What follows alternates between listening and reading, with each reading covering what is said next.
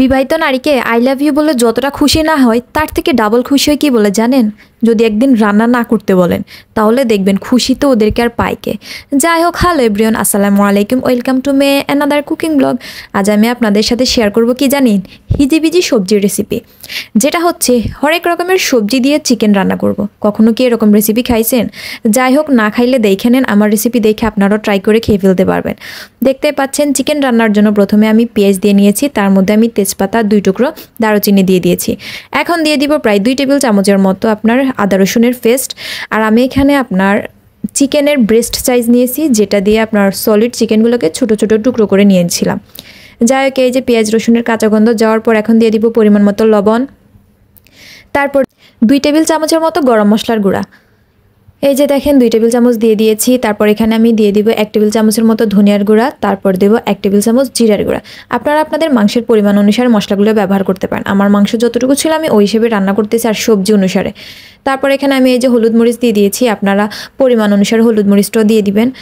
যাই হোক, এই যে তারপর এগুলোর সবগুলোকে ভালো করে নেড়ে চেড়ে একটু কষিয়ে তারপরে দিয়ে দিচ্ছি পানি। এখন এই পানিটাকে আমি আবার ভালো করে কষাবো যতক্ষণ পর্যন্ত না তেলটা উপরে উঠে আসে। দেখতে পাচ্ছেন আমার তেলটা কিন্তু উপরে উঠে গেছে। এই পর্যায়ে আমি দিয়ে দিব আমার সেই অনাকাঙ্ক্ষিত চিকেন।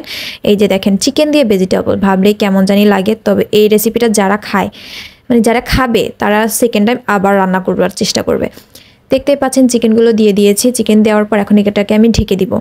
ঢেকে দিয়ে আমি এগুলাকে কোনো পানি দিব না, কারণ চিকেন থেকে পানি উঠে এটা কষানো হয়ে যাবে। এই পর্যায়ে আমার কিন্তু কষানো শেষ। আমি কিন্তু উল্টে পাল্টে কিছুক্ষণ নাড়িয়ে দিয়েছিলাম। তারপরে এই যে দেখেন, আমি আমার সবগুলো অনাকাঙ্ক্ষিত হিজিবিজি সবজি সব দিয়ে দিচ্ছি। এই হিজিবিজি সবজিগুলোকে আমি কি করছিলাম, কাটার পর ধুয়ে এগুলোকে আমি হালকা সিদ্ধ করে নিয়েছি। এই পর্যায়ে আমি এগুলো পানি ছেঁকে রেখেছিলাম। এখন আমি সবগুলো সবজি দিয়ে দিচ্ছি। এই হিজিবিজি সবজির মধ্যে প্রায় 7 থেকে 8 রকমের সবজি আছে। মিষ্টি কুমড়া, পেঁপে, গাজর, ক্যাপসিকাম, তারপর হচ্ছে আপনার ধুন্দুল, সরষিন্দা, মানে যাই হোক সব কিছুই আছে। সবগুলো এখন আমি দিয়ে সুন্দর করে নাড়াচাড়া দিচ্ছি। নাড়াচাড়া দিয়ে এগুলোকে আমি মশলার সাথে মিক্স করব। মিক্স করা শেষ। এখন আমি ঢাকনা দিয়ে ঢেকে দিচ্ছি। এগুলোকে আমি অল্প আঁচে ভালোভাবে রান্না করব। ভালোভাবে কষানো হয়ে আসলে এই পর্যায়ে আমি দিয়ে দিব ক্যাপসিকাম। এখানে প্রায় আমি 2টো ক্যাপসিকাম দিয়েছি। তারপর দিয়ে দিব কাঁচামরিচ, কারণ কাঁচামরিচ ক্যাপসিকাম এগুলো সিদ্ধ হতে সময় লাগে না, আর আমি ঝালটা একটু কম খাই, ওই জন্য যেন কাঁচামরিচ থেকে ঝালটা কম বের হয়, এই জন্য এই পর্যায়ে দিয়েছি।